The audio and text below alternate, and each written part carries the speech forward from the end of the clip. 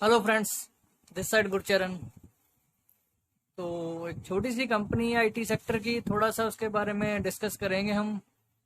सबसे पहले मेरे चैनल को सब्सक्राइब करो, लाइक करो और शेयर करो। तो शेयर करना बहुत ज़्यादा ज़रूरी है, क्योंकि वीडियो बनाने में बहुत ज़्यादा टाइम कंज्यूम होता है और बहुत ज़्यादा मेहनत लगती है। तो इसलिए अगर कोई है तो इसको शेयर करो, लाइक करो और इसको स्प्रेड करो। जितनी ज़्यादा तक लोगों तक पहुंचा सकते हो पहुंचाओ इसको। तो कंपनी के बारे में डिस्कस करेंगे। और देखो इसके क्वार्टरली रिजल्ट्स देख लो। मार्च में 2161 करोड़ की सेल, 1000 करोड़ की, 1100 करोड़ की, 1100 करोड़ की कॉन्स्टेंट है, मतलब ठीक है। सेल मतलब फंडामेंटल देखने के लिए हमसे सबसे पहले ये देखना होता है कि कारोबार कैसा है, कंपनी का क्या काम कर रही है, प्रॉफिट आ रहा है कि नहीं आ रहा है। कुछ लोग होते हैं कि कुछ लोगों ने पूछा ग्लेनमार्क की न्यूज़ आई है भाई, उसमें मैंने इन्वेस्ट करना है। उसके पहले फंडामेंटल तो देखो। कंपनी लॉस पे लॉस किए जा रही, लॉस पे लॉस किए जा रही है, आप कहते हो उसमें पैसा इन्वेस्ट करना है। पहले ये चीजें देखना जरूरी होती है, कंपनी में लॉस तो नहीं आ रहा फंडामेंटली देखने के लिए। न्यूज तो कंपनी काम करेगी तो लॉस वाली कंपनी को अवॉइड करो। क्वार्टरली रिजल्ट में ईपीएस देख लो। 8 रुपए का आया था, 9 रुपए का आया था, नौ नौ 27 और 4 31 रुपए ईपीएस आया है इस साल का, 31 रुपीज। ठीक है जी। देखो जिस रेट पे है, इस रेट पे अकॉर्डिंग मेरे को ये शेयर अट्रैक्टिव लग रहा है। ठीक है, इसीलिए मैं आपको फंडामेंटल इसके स्टडी करवाने लगा हूँ। और प्रॉफिट देख लो। सारे फंडामेंटल डिटेल से स्टडी करेंगे, आराम से बैठे रहना बस। 90 करोड़ का प्रॉफिट, 98 का, 100 करोड़, मतलब 100 करोड़ के आसपास इस क्वार्टर में थोड़ा सा कम हुआ है। ठीक है जी। 40, अगर इस क्वार्टर में थोड़ा सा मेरा ईपीएस कम हुआ, अगर इस क्वार्टर में थोड़ा सा मेरा बिजनेस कम हुआ, तो उसके अकॉर्डिंग मेरा शेयर का रेट भी गिर गया। कहाँ, ये शेयर का रेट 900 रुपए पे था, आपको पता है। 900 रुपए पे शेयर ट्रेड किया करता था, 900 रुपए। अभी ये 200 रुपए के आसपास है। तो उसके अकॉर्डिंग अगर थोड़ा प्रॉफिट कम हुआ तो शेयर का रेट भी तो कम हुआ ना। तो इसीलिए बंदे को जायज जायज बात करनी चाहिए कि हाँ, किस रेट पे कौन सी चीजें अट्रैक्टिव है। वो क्यों कम हुआ 40 करोड़ का प्रॉफिट? हिसाब सिंपल देख लो। 40 करोड़ की इन्होंने प्रोविजन रख दी है। किसी क्वार्टर में प्रोविजन रखी है? नहीं रखी। ठीक है, यही चीजें 40 करोड़ से मेरा यही प्रॉफिट कम। प्रोविजन का मतलब ये होता है कि मैंने अपना प्रॉफिट बचा के रख लिया। अगर मैं प्रोविजन ना रखता तो वही मेरा यहाँ पे 46 करोड़ था। तो सिंपली आप देखो कितना मेरा प्रॉफिट, वही 90 करोड़ के पास पास आना था प्रॉफिट मेरा यहाँ पे। तो ऑन एन एवरेज वही चीज चलनी थी। तो इसको प्रॉफिट कम नहीं बोलते, इसको प्रोविजन कभी ना कभी ये यूज करेंगे। तो 31 रुपये ईपीएस यहाँ पे शो कर दिया आपको, ये चीज देख लिया आपने। आगे देखते हैं।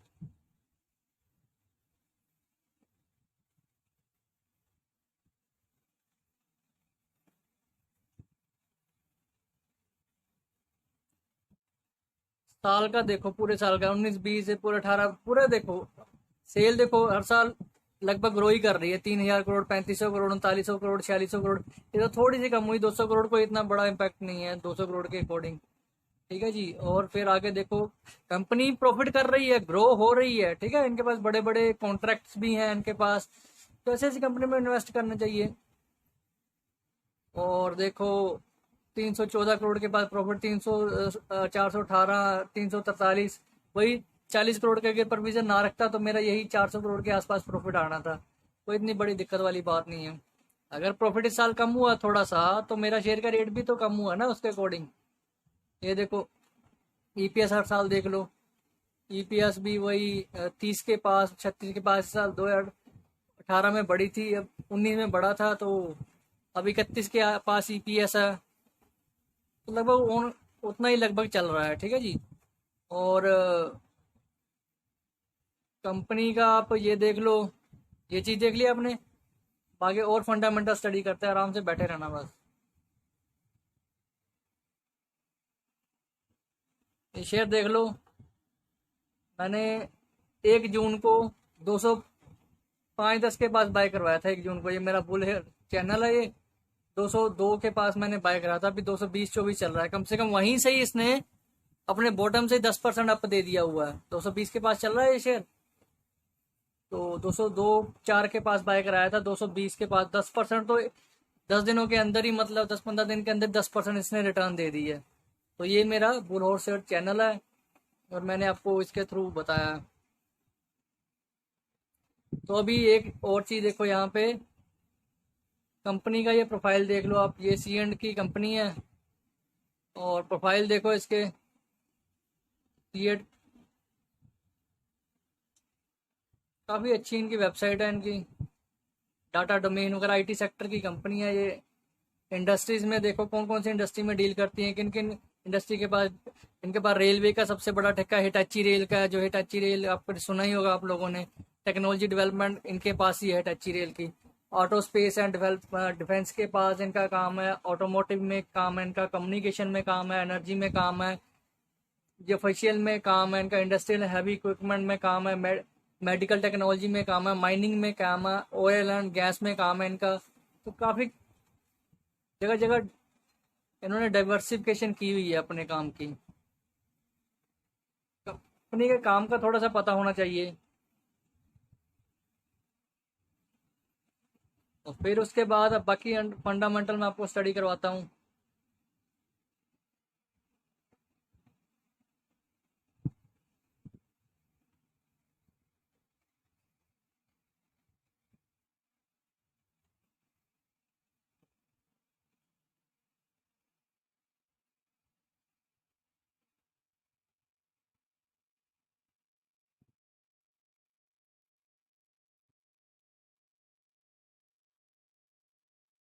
मार्केट कैपिटलाइजेशन देख लो इसकी, 2400 करोड़ की मार्केट कैपिटलाइजेशन है। वो इतनी ज़्यादा, मतलब मार्केट कैपिटलाइजेशन भी थोड़ी बड़ी नहीं है, पर उसके रेट के अकॉर्डिंग थोड़ा ठीक है ये।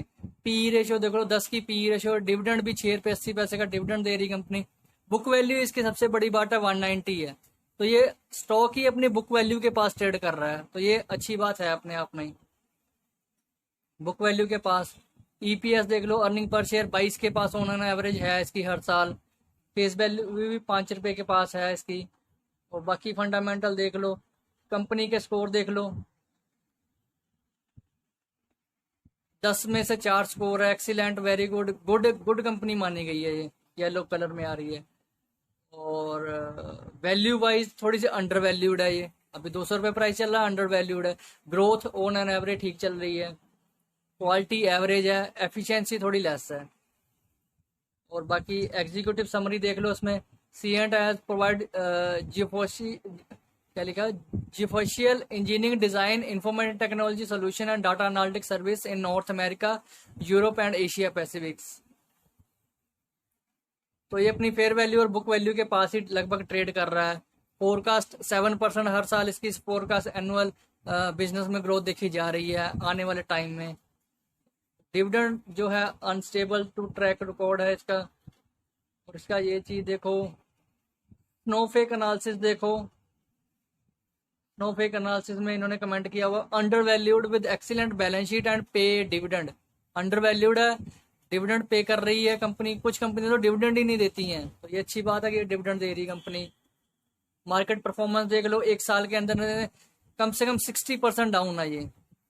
400 के पास ये शेयर ट्रेड किया करता था पहले, लगभग आधे से भी ज्यादा, 450 के पास था, आधे से भी ज्यादा टूट चुका है, 200 के पास घूम रहा अभी ये शेयर। 7 दिनों में थोड़ी सी परफॉर्मेंस आई है, 3% अप है ये, 3%। बाकी आप देखो पी रेशो देख लो इसकी, वही 7-8 के पास जो मैंने आपको दिखाया ही था। पी रेशो कंपनी की 7 टाइम्स है, पी रेशो को वही बोलते हैं। पी रेशो इज गुड है, value based on P is compare two is software average industry, ठीक है जी, तो ये गुड है। पी वर्सेस मार्केट देख लो, based on P ratio compare to an Indian market, ये भी गुड है, मार्केट के अकॉर्डिंग गुड है। आपको किसी स्टॉक में इन्वेस्ट करने से पहले उसके फंडामेंटल्स पता होने चाहिए, ठीक है जी, फंडामेंटल पे जोर दिया करो, ना कि ऐसे बिना उठा के मतलब किसी भी कंपनी में पैसा लगा दिया, बाद में बैठे रहो देखते रहो। जिस भी कंपनी जिस बंदे ने मेरे साथ ज्वाइन करना हो, नीचे सबसे नीचे लास्ट में देखोगे तो मेरा व्हाट्सअप नंबर दिया हुआ, वहाँ पे आप जाके मेरे को व्हाट्सअप मैसेज कर सकते हो फॉर इंट्राडे कॉल्स। डेली हम कम से कम 10 से 15 लेके इंट्राडे कॉल्स बुक करते हैं। और price to fe earning growth ratio देख लो, जो पी रेशियो उसकी बढ़ने की कैपेसिटी क्या है, 1 टाइम्स है। ठीक है, 1 टाइम्स में आप इसमें बहुत ज़्यादा अच्छी होती है। 1 टाइम मतलब 10% हो गया ये कम से कम। अगर मेरी पी रेशियो 10 है तो अगले साल मेरी 11 हो जाएगी, अगले साल फिर 12 हो जाएगी। 1 टाइम मतलब ये हो गया। ठीक है, P profit to growth ratio होती है। प्राइस टू बुक वैल्यू देख लो, अभी जो मेरा बुक वैल्यू के अकॉर्डिंग प्राइस है 1 टाइम्स ही है, मतलब 100% ही है। बुक वैल्यू भी 190 के पास ट्रेड कर रही है, 190 के पास है, तो अभी स्टॉक भी वहीं पे ट्रेड कर रहा है। तो प्राइस टू बुक वैल्यू भी ठीक है। जैसे देखो कई शेयर तो ऐसे हैं जैसे बहुत ज्यादा ऊपर, अब कोई एवेन्यू सुपरमार्केट स्टॉक देख लो, मार्केट कैपिटलाइजेशन जरूर उसकी बहुत ज्यादा बड़ी है, 7-8 लाख करोड़ है, बट बुक वैल्यू इसकी 700-800 के पास ही है, पर वो 2300-2400 के पास ट्रेड कर रहा है शेयर।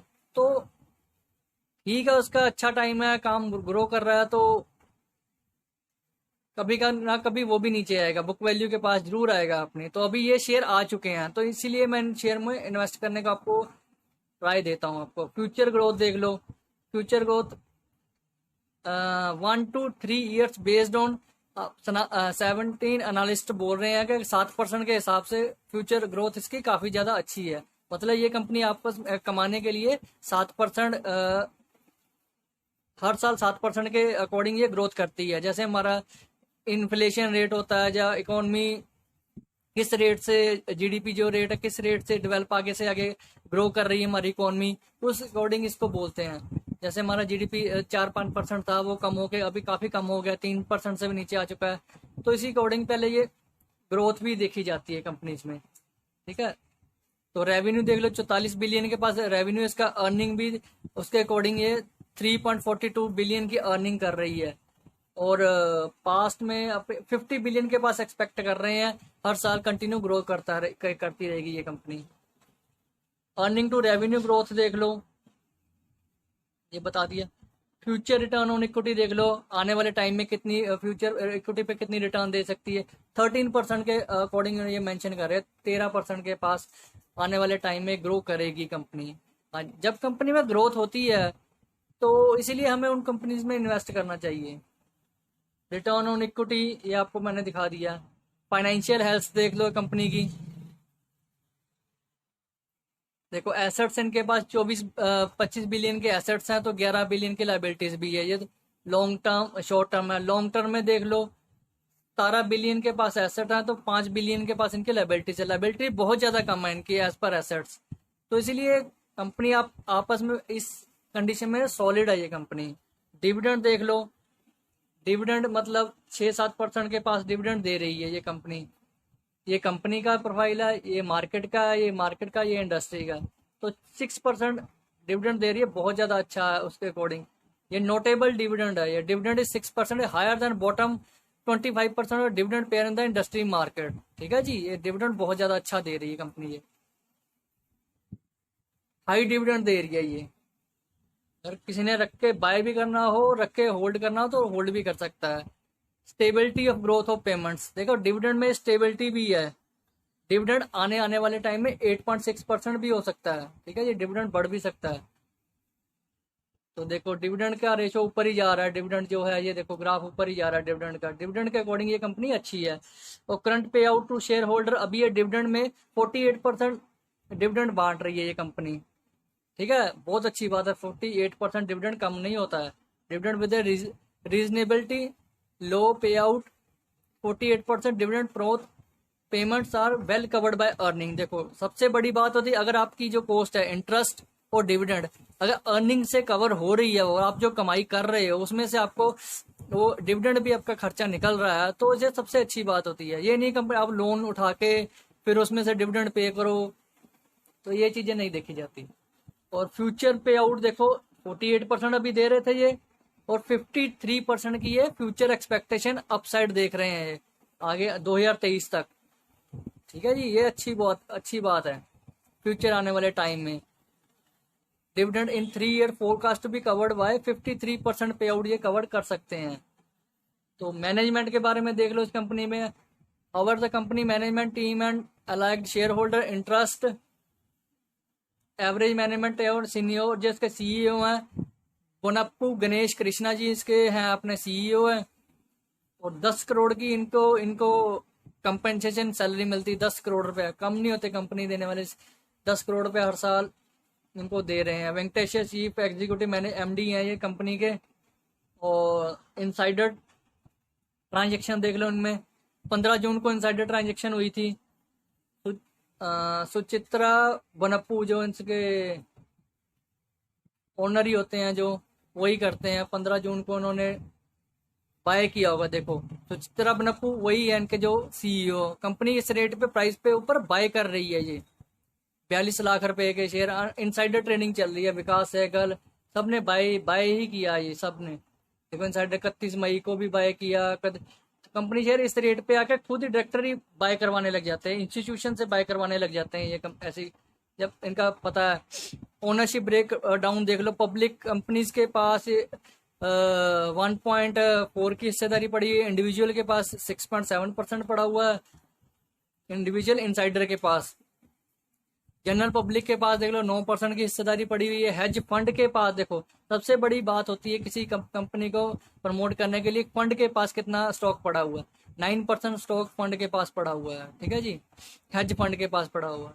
और प्राइवेट कंपनीज के पास 7% है। और सबसे बड़ी बात देख लो, इंस्टीट्यूशन के पास जो भी स्टॉक इंस्टीट्यूशन के पास पड़ा होगा वो स्टॉक आज नहीं, कल नहीं, 2 नहीं, 3 सालों में चलना ही चलना है, क्योंकि इंस्टीट्यूशन कभी लॉस नहीं खाते हैं। ये स्टॉक को एवरेज करते रहते हैं अपना प्रॉफिट बुक करके निकल। 57%, आधे से ज्यादा स्टॉक इंस्टीट्यूशन के पास पड़े हुए हैं। ये आपको दिखा भी दूंगा।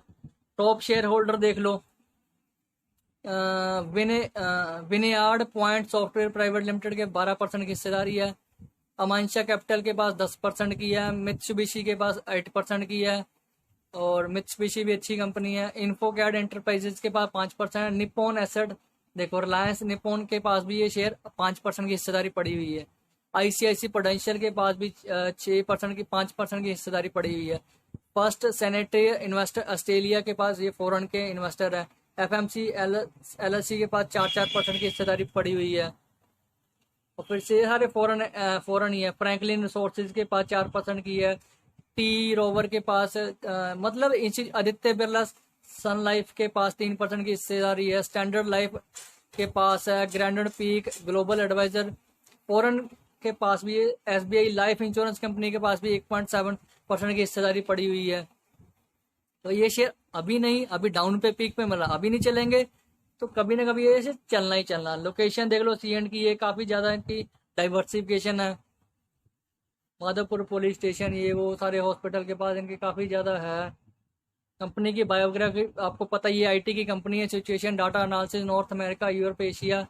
Company has operated 3 segment utility group, ये सारा कुछ दिया हुआ। टॉपर इंजीनियरिंग सर्विसेज दे रहे हैं, मैकेनिकल प्लांट इंजीनियरिंग। मेरे कहने का मतलब है जिसके पास भी ये शेयर पड़ा हुआ है वो इस शेयर को अभी एवरेज कर लो। अगर कल ये शेयर 220 के ऊपर जाता है तो ये इसका पोजिशनल मेरा टारगेट होगा 245 का टारगेट होगा, शॉर्ट टर्म टारगेट होगा 245 का। 245 क्लोज करता है तो 275 and 300 will be my final target. तो अभी तक 300 रुपए मतलब 100-125 रुपए इस कंपनी में है। लॉन्ग टर्म में अगर आप रखते हो उसको शेयर को, अगर 1 साल का भी टाइम दे दो आप इसको, कम से कम ये डबल हो जाएगा शेयर, 400 के पास जाएगा शेयर। अभी 200 के पास है, 400 के पास इसकी वर्थ है, ये जाएगा ही जाएगा। इसको आप लॉन्ग टर्म, हाँ इसको नीचे स्टॉप लॉस जिसने रखना 210 रुपए का स्टॉप लॉस रख के इसको बाय कर लो। whoever wants to buy this share with the stop loss of 210 can add and buy. If it cross was above 220 then it will be boom to 250, 275 and 300 will be my short term target, and in long term target it will go to 400 rupees. तो इस share में काफी ज्यादा मैं bullish हूँ। सी and IT की company, IT का तो काम कभी रुकने वाला है ही नहीं, है चलेगा ही चलेगा। और बाकी आगे देख लो, company provides electronic mechanical manufacturing, ये वो मतलब सारा कुछ आईटी नेटवर्क के बारे में इन्होंने बताया हुआ। Engineering remote sensing, photogram, navigation, data mapping, navigation data map, company provide digitalization, drawing, maps, computer, ये वो सारा कुछ, सारा काम करती हैं ये। Software product development, consultancing, implementation services, aerospace, defence, communication, rail transportation, medical technology, health, utility, navigation, heavy equipment, industrial plant growth, oil and gas and infrastructure. काफ़ी ज़्यादा इनके पास मतलब स्कोप है इन कंपनी में ग्रो करने के लिए। अगर हमारा इंफ्रास्ट्रक्चर इंडिया का डेवलप होता है तो ये कंपनी कहीं ना कहीं से ये अपना पोटेंशियल प्रोवाइड करेंगी ये कंपनीज। हाँ, इसकी आप मार्केट कैपिटलाइजेशन मैंने आपको दिखा दी कि 2400 करोड़ है, और डिविडेंड भी मैंने आपको इसका बता दिया। बुक वैल्यू के पास ही ये ट्रेड कर रहा है, 0.94, मतलब वही हो गया। फेयर वैल्यू देख लो कि फेयर वैल्यू इसकी 322 रुपये फेयर वैल्यू, आप यहाँ से आप एक्सपेक्ट कर लो। तो ये मेरा कम से कम टारगेट होगा जो फेयर वैल्यू के पास ये अपने जरूर आएगा ही आएगा, 322 रुपये। तो इसीलिए ये शेयर में बुलिश हूँ। कम से कम 60-70% की इसमें अप मूवमेंट है। तो 220 के पास अगर ये जाता है शेयर, 220 से अगर क्रॉस करता है तो हाँ, इस शेयर को आप 190 से नीचे 210 ब्रेक कर गया तो 190 तक जाएगा, वहां पे आप पकड़ना इसको, 190 के आसपास, 200 के आसपास इसको पकड़ना। 190 के नीचे आपने नहीं बाय करना, ठीक है जी। Last SL will be my 190। इसको धीरे धीरे करके अकमुलेट करो ऐसे शेयरों को। हर शेयर में रिस्क होता है, आपको पता ही है, पर आपको ये पता होना चाहिए कि स्टॉक में कहाँ निकल जाना चाहिए, मेरे को कितना मैंने फंड इन्वेस्ट करना है। अगर इसके नीचे मेरा शेयर जाता है तो आपको नहीं रखना, फिर ज्यादा गिर जाते हैं शेयर, आप फिर उसको एवरेज करते रहते, फिर उसका कोई फायदा नहीं होता। फिर वो लंबी कहानी चली जाती है, कब शेयर ऊपर आएगा, कब बैठे रहोगे। इससे बेटर यही होता है कि आप कम से कम अपना लॉस पहले देखो कि मेरे को इस कंपनी में इन्वेस्ट करने के लिए मैं अगर 10% नीचे लॉस देखता हूं तो मेरे को कम से कम 60-70% की अप मूवमेंट भी चाहिए, ठीक है जी। तो फेयर वैल्यू आपने देख ली है, और अभी 2-3 दिन की न्यूज भी चल रही थी। एशियन का क्लोज है रिसीव्ड, इन्होंने कोविड-19 की सिचुएशन को हैंडल करने के लिए कंपनी ने बोला है कि हम इसमें पार्टिसिपेट करेंगे। मेडिकल इक्विपमेंट वगैरह भी हम बनाएंगे, ये मेडिकल इक्विपमेंट क्रिटिकल वगैरह इन्होंने न्यूज दी थी अभी। The company is producing assemble that x ray generator from GE health care and diagnosis unit Molbio diagnosis enable rapid disease testing in India. तो कंपनी का कहीं ना कहीं ये इन्वायरमेंट के लिए भी सोशल अपनी एक्टिविटीज भी निभा रही हैं ये companies. Dedicated on electronic manufacturing process, ये वो सारा कुछ इन्होंने बताया हुआ, पढ़ लेना आप मनी कंट्रोल पे। सी एंड शेयर डिक्लाइंड, ये थोड़ा इनका एग्रीमेंट हुआ था हिटाची रेल के पास, इनका एग्रीमेंट चल रहा, तो वो भी न्यूज आई हुई है इनका। तो ये एग्रीमेंट जब भी पूरा होता तो शेयर में सिर्फ आप न्यूज की वेट करना, जब भी इसमें शेयर में महीने तक या कहीं ना कहीं न्यूज आ जाती है तो ये शेयर बूम करेगा, फ्रीज लगाएगा, मान लेना मेरी बात, फ्रीज पे जाएगा ये शेयर। तो this agreement reflection see and credibility building global partnership safety critical industry rail transportation testimonial value complete. आपको सारा कुछ मैंने दिखा दिया, इससे ज्यादा और क्या मैं आपको एक्सप्लेन करूं। Cyient will develop operate central development center for, ये देखो हिटाची रेल के लिए सेंटर डेवलप करेंगे, वहां पे ये रिस्पॉन्सिबिलिटी इंजीनियरिंग सर्विसेज प्रोवाइड करेंगे हिटाची ग्लोबल सिग्निफिकेंट प्रोजेक्ट के लिए। तो जो एडलवीज है उसने भी अपने शेयर थोड़ी सी कमेंट की थी, ये मिड कैप शेयर हैं, ये अभी ये मिड कैप शेयर्स हैं ये, तो इनमें थोड़ा कहीं ना कहीं आप देख सकते हो। एडलवीज ने ये बोला था, our brokerage added this past 3-year quarter mid-cap IT companies have not replaced natural attribution leading to a recovery consequence in margin. The brokerage believe that next stage cycle will be nominal growth to recover for IT mid caps। देखा ये एडल भी brokerage भी ये बोल रहे हैं कि ये अभी डाउन साइड है तो कुछ ना कुछ टाइम में ये रिकवर करेंगे। तो मेन तो ये देखो, however record deal wins sustain deal pipeline momentum in upbeat, ये सारा कुछ उन्होंने बताया हुआ है। ये इन्होंने अपनी परसेंटेज जो एडलवाइज ने अपना पोर्टफोलियो बनाते हैं, ये किसी भी कंपनी में HCL टेक में 15% की हिस्सेदारी ली हुई है, एडलवाइज में 5 और सीएंट में 5%, ये सारी इन्होंने अपनी हिस्सेदारी वगैरह शो की हुई है। किसी भी कंपनी अपना पोर्टफोलियो बनाने के लिए। ये देखो सीएंट यहाँ पे आ रहा है, नीचे आ रहा है CYL, देखो CYL आ रहा ना ये। तो इसका देखो EPS भी मैंने आपको दिखा दिया था, 31 के पास ही इसका EPS आया था। और return on equity, earning forecast देख लो, जो इतना जितना एक्सपेक्टेशन है उसके पास ही है कंपनी अर्न अपना एक्सपेक्टेशन EPS प्रोवाइड कर रही है ये। इसीलिए अगले साल में 28 का, तो आपको लगता है 28 EPS ये नहीं अर्न कर पाएगी? ऐसा हो ही नहीं सकता, इससे ज्यादा ही जाएगी, आप देख लेना इस साल। ठीक है जी। इनकम स्टेटमेंट हर साल ग्रो करती जा रही है। अगर इस साल में थोड़ी सी इनकम इनकी 2020 में कम हुई है तो उसके अकॉर्डिंग मेरा शेयर का रेट भी कम हुआ है, तो आप ये चीज भी देखो। ठीक है, यहाँ तक तो ठीक था, तो शेयर का रेट जिस रेट पे है तो मेरे को अट्रैक्टिव लग रहा है ये शेयर। और मैंने आपको बता ही दिया है इनकम स्टेटमेंट, देखो हर साल आमदनी बढ़ती जा रही है, 44 बिलियन तक बढ़ गया है 46 से। तो मैंने अपना इस शेयर के ऊपर अपना व्यू दे दिया। अगर जिसको भी इन्वेस्ट करना हो, देखो सबसे बड़ी बात बैलेंस शीट देख लो। इसकी बैलेंस शीट तो बिल्कुल साफ सुथरी बैलेंस शीट है, लाइबिलिटीज है ही नहीं, लाइबिलिटी बिल्कुल। डेट इक्विटी रेशियो देखोगे 16% डेट है इसके ऊपर, सिर्फ 16%। अगर मेरे पास 100 रुपए का एसेट्स हैं तो सिर्फ 16% का डेट है मेरे पास, बहुत ज्यादा कम। डेट फ्री कंपनी है टोटली ये। तो देखो एसेट बिल्कुल इसका वो बैलेंस शीट ऊपर है ब्लू कलर में, लाइबिलिटीज बहुत ज्यादा कम है। 41 के एसेट है, 16 की लाइबिलिटीज है मेरे पास। तो मैंने अपना व्यू दे दिया। अगर किसी को इसमें इन्वेस्ट करना हो, वीडियो आपको अच्छी लगी तो उसको शेयर करो, लाइक करो। थैंक्स, गुरचरण है।